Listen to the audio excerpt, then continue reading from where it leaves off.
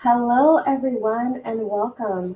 Thank you so much for joining today's webinar, The Cost of Care, Funding Options for Long-Term Care Needs, presented by Home Instead and hosted by the American Society on Aging. Today's presentation will highlight the real cost of long-term care, clear up some common misconceptions about what programs like Medicare actually cover, and walk you through a range of funding options and resources to help plan ahead. Whether you're supporting clients, patients, or your own loved ones, this session is designed to leave you with practical tools for navigating long-term care decisions. Before we get started, I'd like to share a few quick notes to help you get the most out of today's session. First, you'll find the continuing education types available for each session listed right on the webinar page. Please take a moment to review those details carefully, and if your accrediting board isn't listed, we recommend checking with them directly to confirm whether one of the available CE types will be accepted. After today's webinar, you can apply for your certificate by clicking on the tab above the presentation screen. Be sure to select your certificate type or board, and if you don't have a license number, you can simply enter NA. If you'd like step-by-step instructions, you'll find them under the How to Claim Credit tab. During today's webinar, you'll also see periodic engagement checkpoints. Make sure your pop-up blocker is turned off so that you can respond when prompted. Instructions for disabling pop-ups are available under the Reminders tab. And if you experience any technical issues, the first thing to try is refreshing your browser. If that doesn't work, you can click on the Help tab that is right on the side and the top of your screen for additional support. You can also download today's presentation slides from the Materials tab, and a recording will also be available in your classroom within 48 hours. Finally, we'd love to hear from you throughout the presentation. Please use the Q&A tab to submit your questions at any time, and we'll do our best to get to as many as possible during the Q&A portion at the end. And now it is my pleasure to introduce Kristen Dahlquist. Kristen is the owner of the Home Instead offices in Denver and Fort Collins, where she and her team provide personalized home care to more than 250 older adults and their families across Colorado. Under her leadership, Home Instead Denver has been recognized for its innovation in dementia respite care, including partnerships with the CMS Guide program and Alzheimer's grant funding. In addition, Kristen serves on the executive committee of the Parkinson Association of the Rockies, where she works to improve resources and support for families impacted by Parkinson's disease. Kristen, we're so grateful to have you here with us today. Welcome. Thank you. Welcome, everyone. Thank you for joining. I'm excited to share with you what I know about how to pay for long-term care. Please keep the questions coming. I will leave time at the end. So today we're going to review the average cost of long-term care and what are the options. What are some non-traditional funding options out there for families to think about? You might be working with a family and you're not quite sure how to help them. I'll give you some ideas, and then discover tips and resources for planning for future care needs. I can't stress it enough, we must plan ahead. I would say when you're 30s and 40s, it's the time to understand how this all works. By the time we're 50s to very early 60s, we need the plan in place. And then after that, our family is comfortable with the plan moving forward, and we understand that we have the funding and the plan to provide care as we age. Most individuals do want to live at home. 92% of older adults, when they envision their future, they envision it in the home that they raised their children in, or maybe their downsized home, but it's important to them that we figure out a plan where they can remain at home. Unfortunately, some families don't talk about this until an unexpected health challenge happens and they end up in the hospital, go to rehab, and then maybe they're not safe to go home. We need to plan ahead just in case something unexpected happens. Planning reduces stress for the aging individual and their families. It gives the person control over their preferences, and we should know the preferences of our clients and our family members, and it provides a backup plan if their original plan A is not a reality. So what we know is that families just aren't talking about it. Only 43% of adults even discussed who's going to provide the care. And 39% have discussed how it's going to be paid for. And there's a ton of confusion around how it gets paid for. 23% of adults think that Medicare is going to pay for it. And 40% incorrectly believe that Medicare, not Medicaid, is the primary payer for long-term care. And if that's you today in the audience, I will happily educate you on the differences there. And then financial insecurity. Some families are not confident they even have the money to pay for it. So it is a difficult conversation to have when you don't have a solution. You feel like there might not be one. A few common misconceptions that you might hear is that no one knows how much care is going to be needed. The fact is, this is the biggest gamble in terms of our financial planning individually or as a family. We don't know how much long-term care is needed. We don't know how long we're going to be in retirement. We don't know any of the health challenges we might face later in life. It is hard to plan for. So if you feel that way, it's because it's true. Families and aging adults often underestimate how much it's going to cost, and we wrongly assume who's going to pay for it. A little hint, a lot of it is private pay, and most people think they have enough savings to cover it. And then some professionals don't offer all of the available options because they simply assume they can't afford it. Step one, let's build a plan. And how do we build a plan? We first need to assess what the current needs are. Maybe our current need is that we need a plan. We need to buy a long-term care insurance policy. We need to take out a life insurance policy. Maybe that's where we're at. Or maybe we're 82 and we're living with our daughter and we're not quite sure what's going to happen. Future needs. What's going to happen in the future? One question I love to ask when I'm doing this presentation, a lot of times there's couples in the audience. I say, do you know what your spouse wants to happen should something happen to you? And a lot of times they never talked about if just one of them is there. Support. What resources or services are available to meet my needs? It's okay that a lot of people don't understand all the services and resources available to aging adults. There's a lot out there, but it's important that you know all the different options and then have a plan should you need any one of those. We need to have a budget. So how much is this going to cost to get what I want my future to look like? Is my future at my home with 24-hour home care? Let's just figure out what that budget will be and see if we can do it. And then let's share that plan. Who's responsible for executing this plan should something happen to me? An individual support network as they age is big. We have family, and then we have our friends and our neighbors. Sometimes we utilize a home care company like Home Instead. Home health for episodic needs of care. That includes PT, OT, speech, nursing. We have our church communities. If we're a veteran, the Veterans Association offers a ton of resources and support. We have vendors for our home, for lawns and snow removal and housekeeping. And then we have a plan for our nutrition, sometimes Meals on Wheels. There are three different main types of care that are needed, and first is IADLs, so instrumental activities of daily living. This includes driving, making the meals, keeping a home, managing finances, ensuring someone takes their medication, ensuring they remain an active participant of their social group. That includes helping them use the phone and taking them to bridge groups. And then activities of daily living. These are used often when it comes to qualifying for certain types of care, and that includes support with eating, dressing, bathing, grooming, toileting, transferring, and continence. So all of these things need to be addressed in order to keep someone safe, no matter where they call home. And then lastly is medical needs. So we have post-op rehab. So let's say that we ended up in the hospital and we needed to go to a rehab. Those rehab communities provide PT, OT, speech, nursing, medical director oversight to ensure that individual gets back up to baseline or wherever their new baseline is. Skilled assessments to figure out what type of services this individual would need.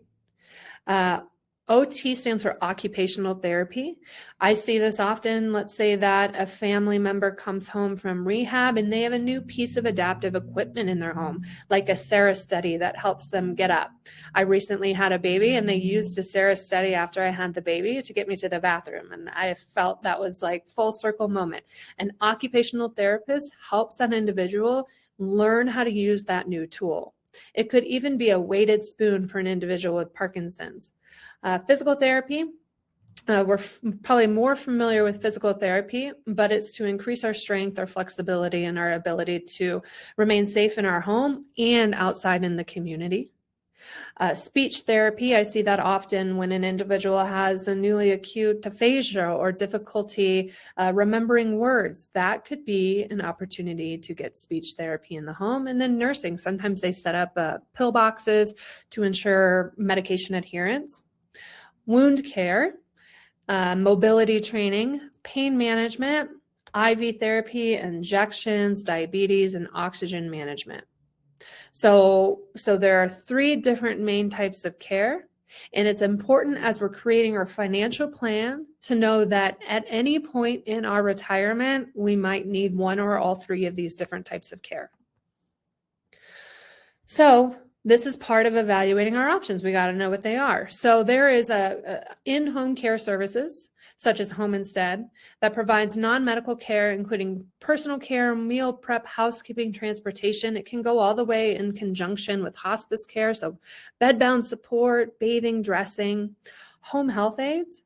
So that's physical therapy, nursing, other services, community services, transportation, and community living. So there's independent living, where it's basically an apartment that we pay for, but the social aspect is supported as well as the meals. We have assisted living, which provides a higher level of care than an independent living. And then there's add-on services like medication management. Memory care is typically in a locked unit to support an individual who has severe memory loss or dementia. And then skilled nursing, which is a nursing home, the highest level of care. Let's say we have uncontrolled diabetes and we're bedbound. I can see nursing care being important. Cost considerations for care at home. Home care is charged by the hour. Rates vary by the location in terms of where you are in the country. Some companies require a minimum level of hours and others don't. They could do a pop-in visit for an hour to make sure that your mom took her meds. The level of care needed might impact the rate. So if an individual needs just to pop in to remind meds, that might look different than someone who is bedbound care and they need a CNA. Overnight, weekend, holiday differentials can occur. And then you might need to supply, gloves and cleaning equipment and things like that. Some home care companies offer live-in care, which can dramatically decrease the cost of 24-hour care. Families have different choices when it comes to the home care caregiver in their home. So I just went through this with trying to find a nanny for my 2 kids. Do I hire privately? Go to care.com and interview them myself. I take out an insurance policy on them. I do the background check, drug screen. I can manage them as an employer, or I can go through a company that offers that nanny to my family and they handle the payroll taxes. It's not too different when it comes to home care. It is very different if you hire a private caregiver or an agency caregiver, namely the liability is on the home care agency. If an individual accidentally breaks a very important vase that you've had and that needs to be replaced, that's on the home care company.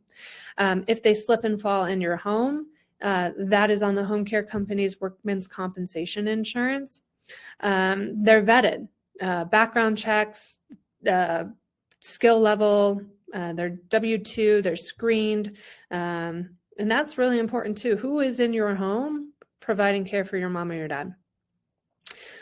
Training and then oversight. Some states have state regulations, others do not. In our state, it is highly regulated. And so the way that we deliver care is there's a lot of oversight. And then there's peace of mind. A home care agency is open and available 24/7 if there's an emergency. Mom has diarrhea, she's severely dehydrated, she's weak, you want someone there overnight with her. Who can you call if you have a single private hire? So if you are looking at community living, there's a couple things to be aware of. Pricing changes over time. Every year, a community might charge a little bit more. If you need additional support, that's going to cost a little bit more. If your mom, dad, or client needs one-on-one care or supervision, let's say that they are a fall risk, they might have a caregiver inside the assisted living to provide that appropriate level of support to make sure that they stay safe. And then we just need to make sure that they're licensed and they have an accreditation. Okay, so how do we pay for all of this? Genworth did a cost of care study in 2024, and this is national, so it might be less in certain markets and it might be more in a market like San Francisco or Denver. So home care or homemaker services on average are $33 an hour. If you take mom or dad or your client to an adult day program, that's $100 a day. Nursing homes can get up to $11,000. Nursing homes, semi-private, $9,200. A home health aide, so this might be a CNA working under a home health care license. That could be a little bit more than a homemaker. Assisted living community, $5,900. Memory care, $6,450. And hospice is typically covered by your health insurance, which is typically Medicare at that point.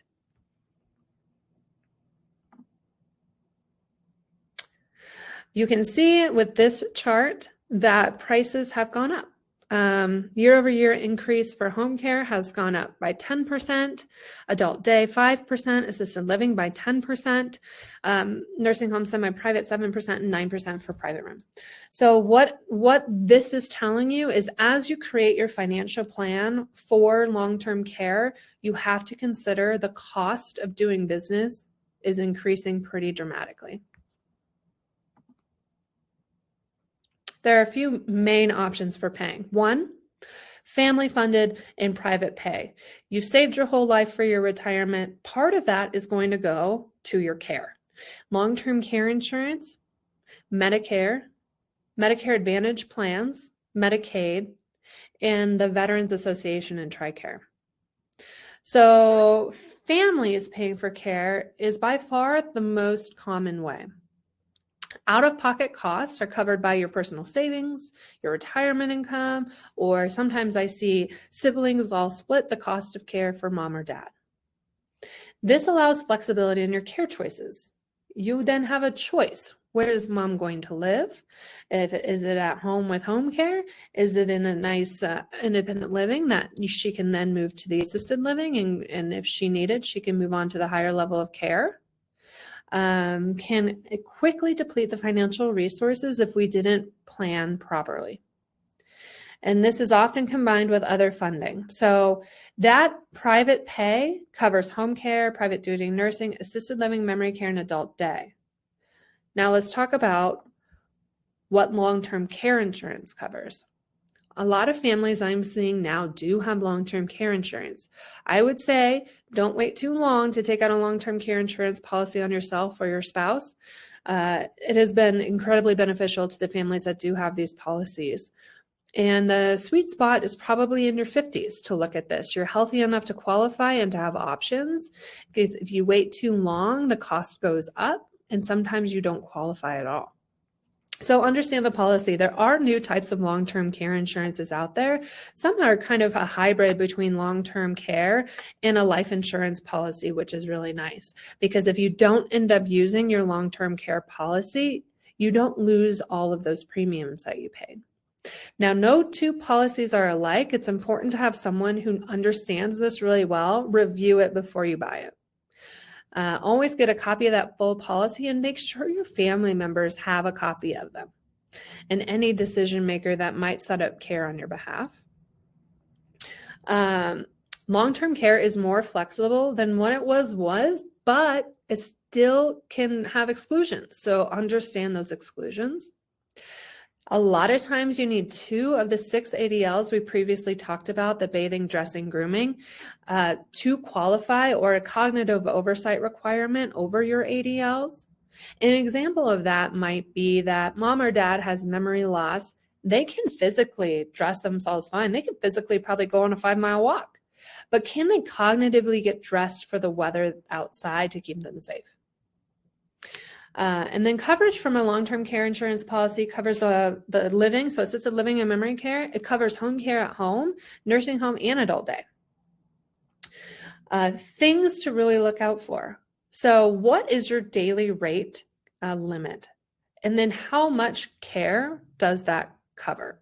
We have families that have daily rates for a husband and a wife, and they're able to basically double their output of home care because they each have a policy. Oftentimes there's a benefit limit. So how many dollars are allocated to your care? And then we need to make sure that year over year, we're planning so we don't run out of that policy benefit. And then some of them are for spouses. So one spouse gets memory loss and we're using up that long-term care insurance policy. We don't want to leave the other spouse with nothing.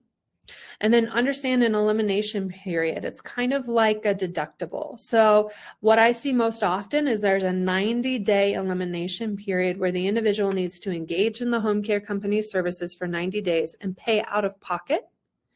There's usually not an exclusion for how many hours a week. So they might have one shift a week as long as those ADLs are there. And then after that 90 days, they're able to fully use their policy. The issue that I see families do is wait too long to use their long-term care insurance policy, and then it doesn't get used or used to their fullest benefit. And then ask about an alternate plan of care. So let's say if there are not services listed in your long-term care policy, is there any flexibility in what you can do with that? And it's also important to know if you can convert it to a life insurance policy. Medicare, Medicaid, Medicare Advantage, it's all confusing, but it's important for us to understand who covers what. So Medicare, because there are exclusions, you can't be paying for two things at the same time with the same Medicare plan part. So Medicare Part A covers hospital stays, skilled nursing, hospice, and there are some interesting exclusions where you can have home health and hospice at the same time, but that's pretty rare.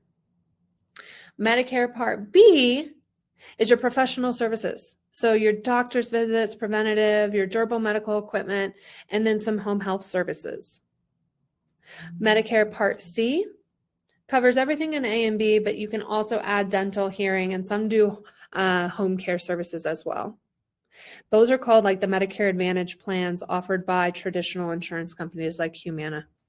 And then Medicare Part D is prescription drug coverage. Now, this insurance is eligible for people over the age of 65 or with certain disabilities.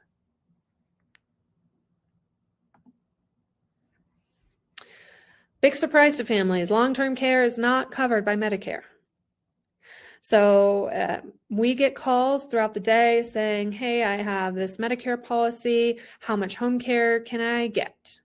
And unfortunately, and I don't see this changing anytime, the answer is none. It does cover, though, sometimes a skilled nursing stay after a hospital if you haven't reached your limit. Sometimes there's limits where then families are paying a daily rate to stay at that skilled nursing center. Home health care, again, there are limits annually.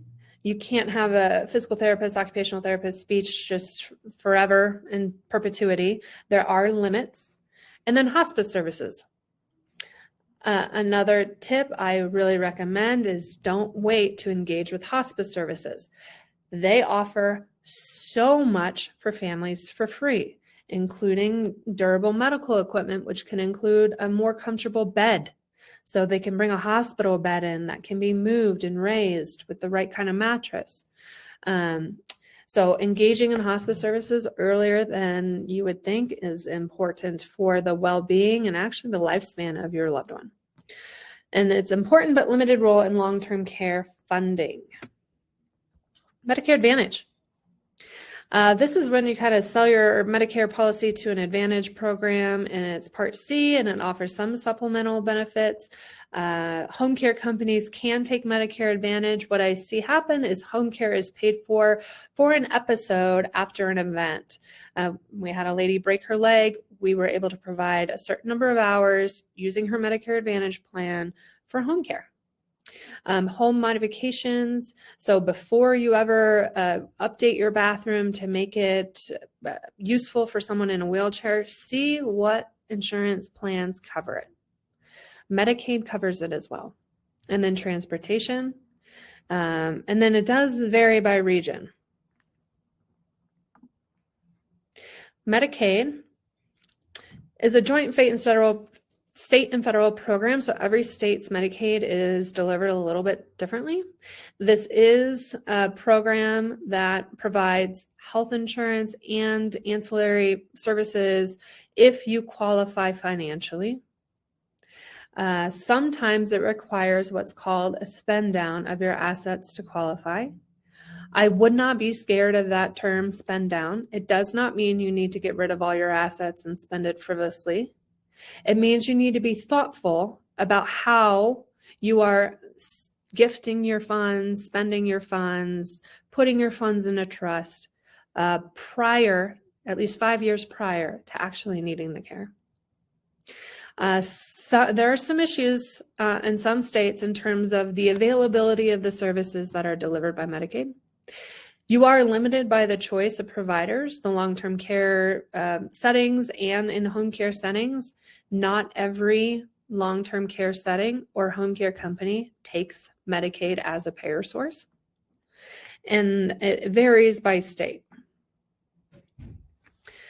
The Veterans Assistance or VA and TRICARE have excellent services for individuals and their spouses for long-term care. It offers long-term care benefits to the individual, and then the surviving spouse can get some long-term care benefits, not all of them, but some. Aid in Attendance is a program that is available to both the individual who served and their spouse. It can pay for home care or an assisted living. There are financial barriers to qualify for aid in attendance, but it's not like Medicaid. You can have a lot more assets and still qualify for aid in attendance. They have this home health aid respite program where the veteran can qualify for home care, and the veteran does not need to pay for home care up front. The VA pays the home care company directly for their care. And this is a long-term benefit to keep that individual safe in their home. It is important if you are a veteran or you have a spouse who's a veteran or a client who's a veteran to determine what they might qualify for before they ever spend a dime of their own money on care. And then there's TRICARE, which is for military retirees, and those who are actively in the military, covers medical and doesn't have a ton of long-term care coverage, but can coordinate with their Medicare health insurance or Medicaid. This is a phone number for everyone to write down if you have someone who you might think could qualify for any VA services. It's 404-828-5257. You engage in the VA, you have to be using their health insurance program. So getting a primary care physician at the VA is step number one.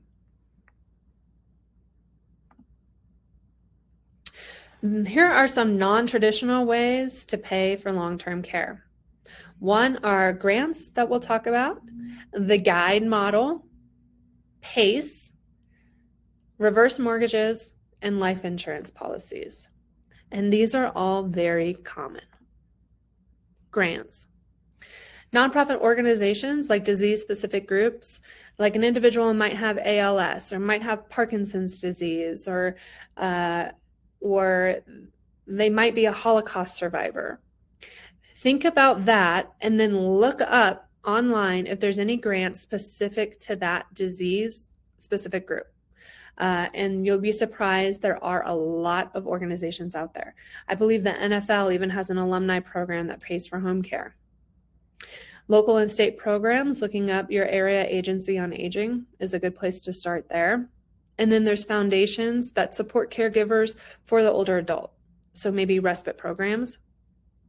So look online in your local area if there are any grants or other programs to support caregiving for older adults. Sometimes they're small amounts, but I've also seen them be longer term. And they're competitive, they're not guaranteed. So this is not part of your long-term care planning that I'm going to hopefully find a grant to pay for my dad's care. But it is a really good way to engage in care at the very beginning. The Guide Model is a new CMS program that is supporting families and individuals that have a dementia diagnosis.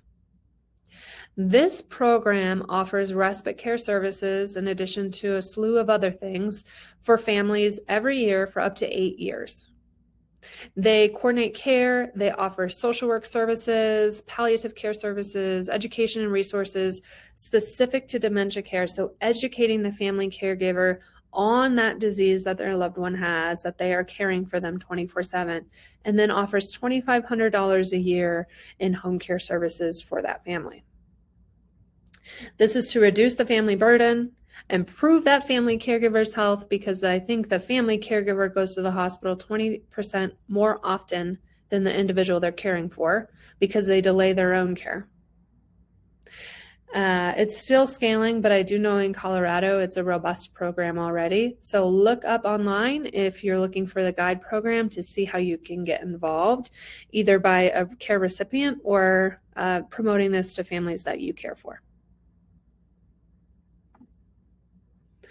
The PACE program combines Medicare and Medicaid together and offers a lot of very cool services to those individuals.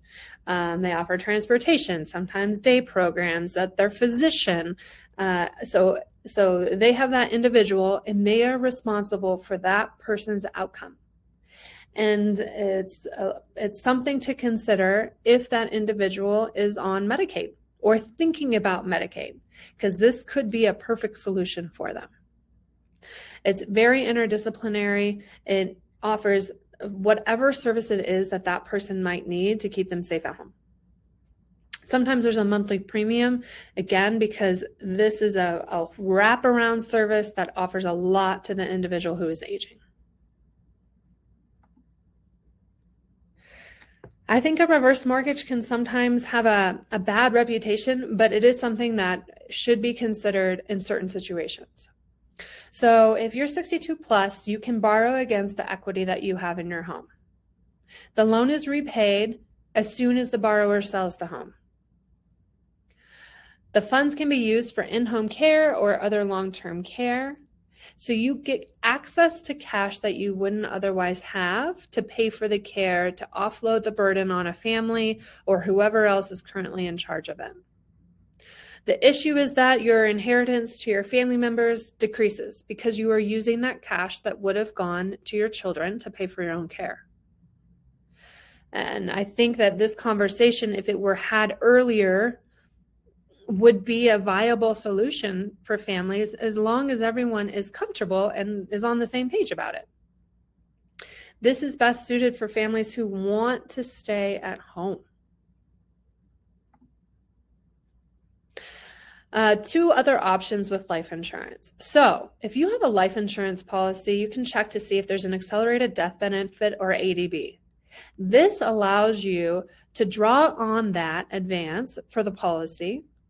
And this is for a whole life insurance policy, and use those funds to pay for care. It can be triggered by permanent nursing home placement, extended long-term care needs, or terminal or life-threatening diagnoses.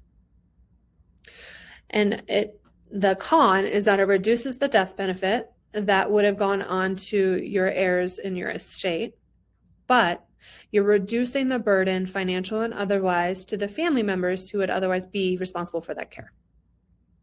Check your policy to see if there's an accelerated death benefit. The second option I'm seeing more often now is life settlements. So a policyholder can sell their life insurance. If you go to like retirementgenius.com is one broker that does this. if you're over the age of 70, if you're a man, over the age of 74, if you're a woman. And those taxable proceeds are then used to pay for care. So this is another way to access cash for something that you have purchased on your own, your life insurance policy. And it's an option for individuals who have a terminal illness. And then again, I mentioned this earlier, the combination policies of long-term care and life have become more common. I see them being used more often, and I think it's a better solution than just the long-term care insurance policy. It just offers more flexibility in how and when you can use that cash to pay for care. Let's talk about how we do this. So yes, we can have a financial plan. I know that I have X number of dollars to pay for my care when I age and my spouse is taken care of. I have long-term care insurance. I might have a life insurance policy. And now, how do we talk about it? Well, first you need a team. So I would recommend consulting with an elder law attorney. So that helps with if you think that the Medicaid spend down is the best plan for you, if you want to do, the look back period, move things into trust and make sure your estate is protected. You will need advanced directives like a power of attorney. A medical power of attorney is important. Those medical power of attorneys are important, especially if something happens and there might need to be placement into a long-term care community. You need a medical power of attorney in place. Financial planners, I recommend working with a financial planner on all of this. This is what they do. They do this long-term care planning, investment strategies. They can help you take out insurance. You can use them or someone else to broker the insurance. And then care coordination. There are geriatric care managers who are excellent at what they do. They know who to work with and when to work with them, and social workers. The resource navigation, the wealth of knowledge that they have is invaluable. It is a lot to know as we age. Use an expert. And there's a lot of companies that specialize in the VA benefit. Sometimes they charge a small fee, like $99 to get you signed up for aid and attendance, but it could be worth it to get the full aid and attendance benefit by using the specialist that knows how to do this. The financial power of attorney is important as we age. Not even as we age. All of us should have one, just in case. You never know what's going to happen. This allows an individual to pay the bills, reduce family disputes, provide legal authority in decision-making, and make sure that they know what your decisions would be. This is part of your financial planning and estate planning. Even if you don't feel like you have an estate, you do. You have yourself and your family. Family dynamic and finances, there's challenges here, but the disagreements are less when we talk about it early and we get all on the same page, not in a moment of distress. So the individual who will ultimately be receiving the care needs to have a clear understanding of what they want. Once they know what they want and what that's going to look like, is it at home? Is it I want the community living? Whatever it is, make sure that the family members know. There are resources out there to help guide you through these conversations. Home Instead has a program called the 40-70 rule. When the children are 40 and their parents are 70, we all get on the same page. Unequal burdens can cause drama where there's one sibling that lives nearby and they do the unfair share of the work. Concerns around inheritance and preserving their parents' assets or their own assets. And then who's the financial power of attorney? Who's the medical power of attorney? And that needs to be clear, and it shouldn't be the same person. And so making sure that we use maybe a third party like the elder law attorney or the financial planner to be part of these conversations can be helpful. Steps to take. So as we review, first, we need to understand what are all the possible needs that I might experience as I age. Currently, what are my needs? And what are the needs that I could experience in the future? And then we talk with our family or our parent or the care recipient or a client. What is it that you want? What do you want it to look like? Home Instead does have a lot of resources about every single question you should ask. We call it the elderscopy. It's kind of like a colonoscopy, but for aging adults. We need to get in there and understand exactly what our wishes are and then we can move forward with a financial plan. Understand the options in your area. Which companies are you interested in exploring and meeting with and understanding how this all works? Understand who pays for what.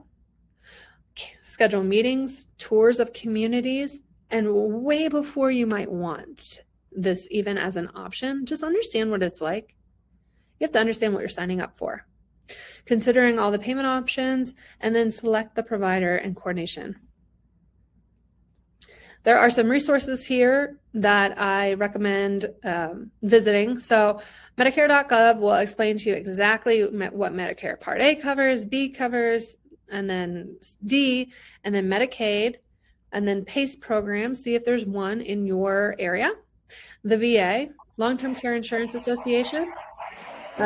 Please visit your local home instead. This is what we do. We meet with families for free and walk them through all these options and all the resources. An elder care locator, the Arch National Respite Network, and National Academy of Elder Law Attorneys. Thank you. Thank you so much, Kristen. That was an excellent presentation. A lot of good information there, and we also have a lot of great questions too. I'm going to start off with the first question. Is Home Instead local to Colorado?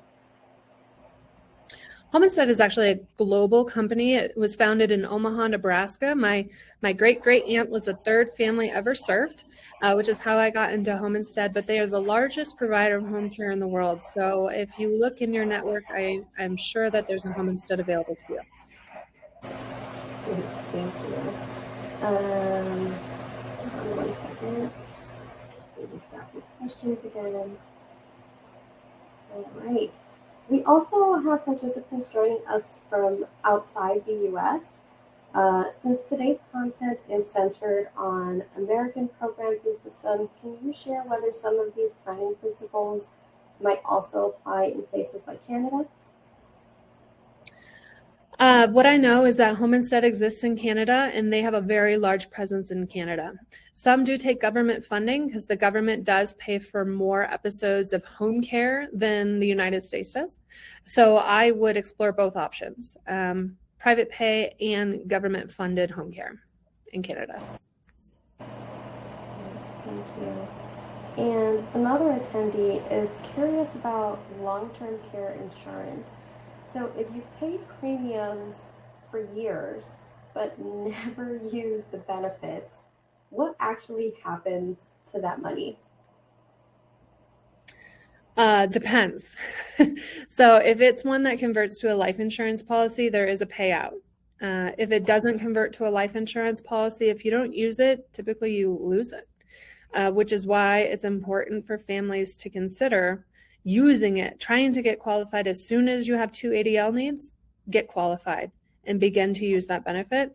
And then if you are shopping now for long-term care insurances, find one that has that dual component. Well, that's kind of rough if you got in early, but that's good information to know. Someone shared their experience using Genworth Insurance, where they had to pay the provider upfront and then request reimbursement. Is that typical? And what should families know to expect? I would say that is typical. There are companies that do take the benefit on assignment, is what it's called, where the home care company would deliver the care notes and reimbursement information to the long-term care insurance company, and then the long-term care insurance company pays the home care company. That is less common. It's less common because then the burden of understanding the limits on the home care on the long-term care insurance policy falls on the home care agency, whereas we want the family to be really involved and understand their policy and work within its limits, and that's why typically that's done that way. Thank you. We also have a question about getting started with long-term care insurance. Are there organizations or types of professionals you recommend people begin with when looking into policies? Yes, I would say a financial planner that's a fiduciary who makes no money on these insurance policies that are being sold to you. Use an individual like that to broker the insurance policy and give you options. I would just ask, do you receive a benefit for selling this insurance policy to me? And are you required by law to work in my best interest? And that would be who I would buy it from. Okay, that makes sense. And a tax-related question came in.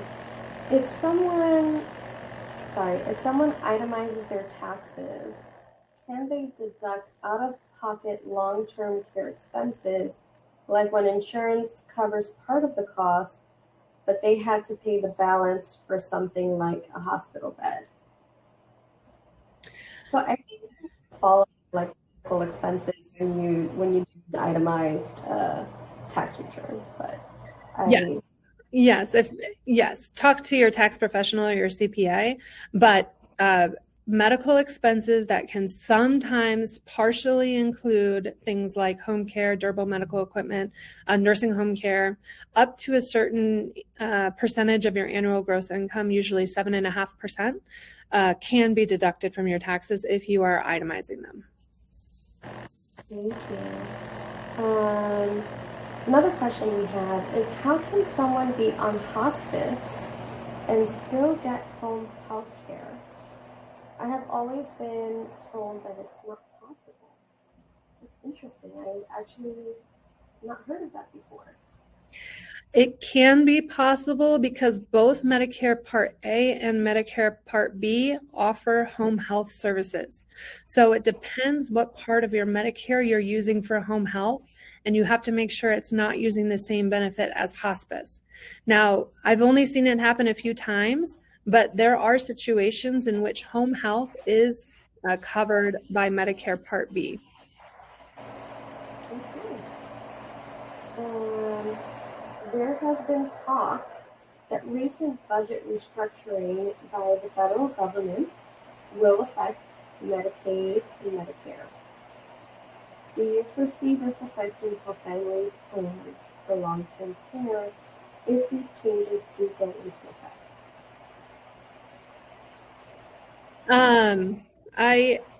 You can never rely on anything forever, right? But what I can foresee happening is that the way that companies deliver Medicaid services would have to be adjusted. And then the way that individuals who are on Medicaid, uh, the way that they qualify by how much they work is going to be adjusted, is what they're talking about. If you are an aging adult over the age of 65 and you are on Medicaid and you use those services to pay for home care, I can't foresee that changing. So that's kind of reassuring. I know that these are, scary times when these conversations come up, but that's good to know. How do you find out if a specific assisted living or home care agency accepts Medicaid or VA benefits? I would use, they're called placement agencies. Basically, it's a navigator that knows everything about every community in your area. They are free to use. They're companies that are called placement agencies. So these individuals know which companies have Medicaid beds, which allow a spend down, how many years of private pay might you need to do. I've seen more often, it used to be 1 year, now sometimes it's 2 years of private pay, and then they'll let you keep that room as a Medicaid room. So using an expert rather than you calling every single community and keeping your own spreadsheet, use an expert who is paid by the community if you get placed there. Use them to educate you on what's available and what payer sources they take. It's free. Yeah, that can definitely be overwhelming if you have to reach out to every single location. And as a caregiver, I would imagine that you wouldn't really have the time to do that either. So good to know that that's a resource that people can use. What role can adult children or family caregivers play in financial planning for care? And you kind of touched on that a little bit But can you expand on that? Well, I think they can play a very close role. So if you have an aging parent, I would first make sure that you are speaking to an elder law attorney with your aging parent. Make sure that their estate plan is in place. If there's a trust, that the trustee makes sense, that there's a financial power of attorney, a medical power of attorney in place, ideally two different siblings. And then make sure that you understand their estate. What do they have? How much do they have budgeted for long-term care?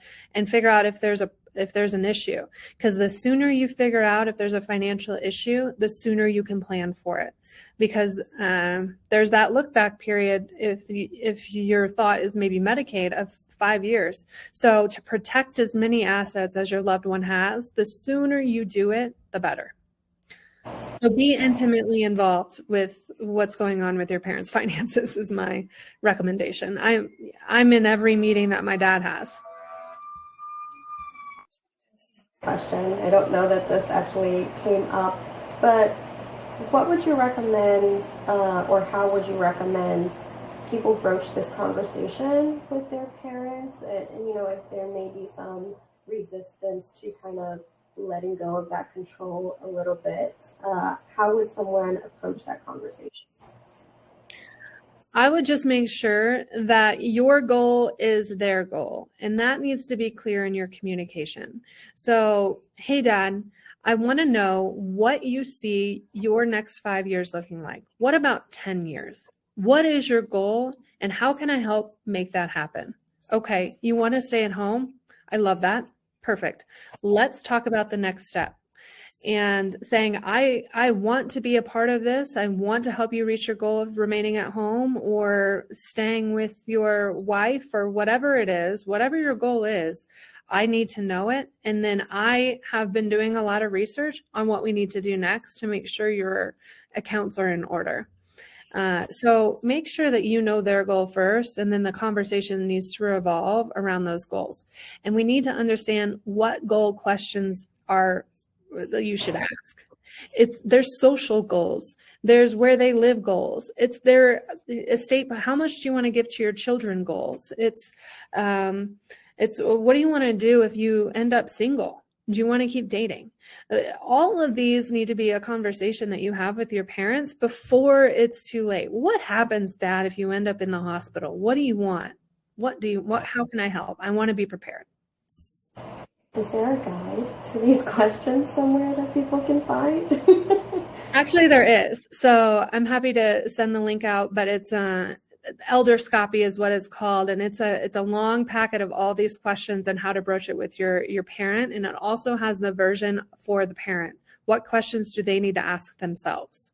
Because a lot of times what I've learned is they've never even asked themselves these questions. They're like, I don't know what I want. Okay, well, let's talk about all your different options. What sounds good to you? Absolutely. Great. Thank you so much for that. And I'm going to skip ahead to another question about power of attorney. It says that we recently found out Social Security does not recognize a POA. Any suggestions? Talk to an elder law attorney. I don't know. I always wanted to go to law school. I just never did. But yeah, no, that's tough. I'm not sure. That's a unique one, and I'm going to research that for my own knowledge after this. Thanks for bringing that up. That's a great question. Why? What happens if a person moves states? Do their benefits or eligibility for programs like Medicaid or PACE transfer? I believe you need to either no. If you lived in Oklahoma and you were on the PACE program and you moved to Colorado, the benefit needs to be transferred to Colorado's PACE program. So, yeah. And then another question was, can you have Medicaid and Medicare at the same time? And I believe the answer is yes. Yes. Wonderful. And can you have long-term care and Medicare? Yes, I recommend it. Okay. It's good to know that you can have these additional benefits, especially the Medicaid and Medicare one. If you qualify for Medicaid, you feel like you should 1,000% take advantage of it. Another question, interesting. Can any of these insurance pay some amount or portion of a funeral? I know Medicaid does. And I know a Medicaid, actually, I'm thinking maybe Medicaid spend down. You can prepay for your funeral, and that counts as part of your spend down. Like that is an approved way to spend your money within that look back period, is to prepay for your funeral. Otherwise, I think it is private pay. Funeral, sorry. Thank you. And then another great question here is there a free service to speak with an employee about long-term care options also available in Canada? Oh, is the free service, sorry, because you spoke about the free service. So is that also available in Canada? Yes, Home Instead is happy to come to anyone's home and talk about all your different care options. And then I would talk to a certified financial planner also about the different options. Okay. I think we have time for maybe 2 more questions. So another question we have is if Medicaid can cover part of a room at a skilled nursing facility, but the family wants to have, a private room, are they able to pay extra for that private room in addition to what Medicaid is covering? I'm assuming that would depend on the community, but I do know that partial payments that are private pay are considered the medical payments that you can reduce off your taxes. So that makes me think that the answer is yes, but I would ask a care navigator from a placement agency for specifics on that, if you're able to pay for the private room privately. I think it also depends on if that room would have been a private pay room at that community. They might be reluctant to do that, but I'm not sure. Thank you. Another question we have is, can one attend a daycare center and have home care, or is the funding limited? So home care, I kind of understand this question. Like if somebody is getting home care, are they eligible to go out into the community for a day center? For PACE programs, typically the answer is yes, you can do both. For long-term care insurance policies, they usually cover both. Whether there's an exclusion, which one you're using, I don't know. Every long-term care insurance policy is a little different. I would have Home Instead is really good at reading those policies, but also you can talk to an elder law attorney about understanding your policy before you engage with one or the other. I don't see why the answer would be no, but I've been surprised before. Okay, fair enough. Is there a guide for state to state regarding Medicaid? I would just go to medicaid.gov and find your state, and there should be more information. It is, yeah, they vary pretty widely between states. Okay, and that makes sense too, right? Each state is different. Unfortunately, I know we still have a few questions left. This was a really great topic, but we have run out of time. I want to thank you for joining us for today's webinar, The Cost of Care Funding Options for Long-Term Care Needs. A big thank you to Kristen Dahlquist for sharing her expertise, and to Home Instead for sponsoring this session. We hope you're leaving today with a clearer understanding of the average cost of care and the different ways to pay for long-term services, and also maybe some non-traditional funding options and resources available to help you through those you serve and plan with confidence. As you reflect on what we've covered, think about one step you or the families you support could take this month to start preparing for future care needs. If you'd like to revisit the content, the recording will be available in your classroom within 48 hours, and you can download the slides either right now from the Materials tab or later on in your classroom. Those are available to you. If you are looking for more learning opportunities, be sure to check out upcoming webinars, including Caring for the Caregiver, Resources to Support Wellbeing. That's taking place on November 5th. And you can also explore new On Aging Institute courses on topics such as advocacy, financial planning, which is a topic we're discussing today, and also rethinking digital accessibility at asaging.org/courses. And if you're not yet an ASA member, this is a great time to join. Membership gives you access to exclusive benefits and a nationwide network of aging professionals. You can learn more at asaging.org/membership. If you have any questions or feedback, please reach out at institute@asaging.org. Thank you again for being with us today. Take care, and we look forward to seeing you again soon in the future. Have a great day, everyone.